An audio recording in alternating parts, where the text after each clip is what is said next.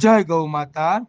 આજે તારીખ 28/5/2025 રોજ કરુણા સેવક ગૌસેવા ચેરિટેબલ ટ્રસ્ટના ગૌસેવક એવા બ્રિજેશભાઈ ભોરણિયાના ધર્મપત્ની કાજલબેન ભોરણિયાના સહયોગથી કરુણા સેવક ગૌસેવા ચેરિટેબલ ટ્રસ્ટ અને શ્રી રાધે ગૌસેવા ધૂન મંડળના ગૌસેવકોએ એક ગાડી લીલો ઘાસચારો સુરત પાંજરાપોળ આખાખોલ ગામની ગૌશાળાના ગૌવંશને અર્પણ કર્યો।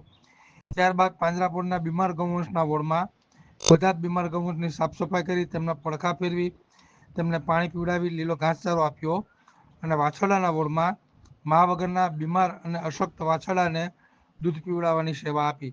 જય ગૌ માતા, જય ગોપાલ।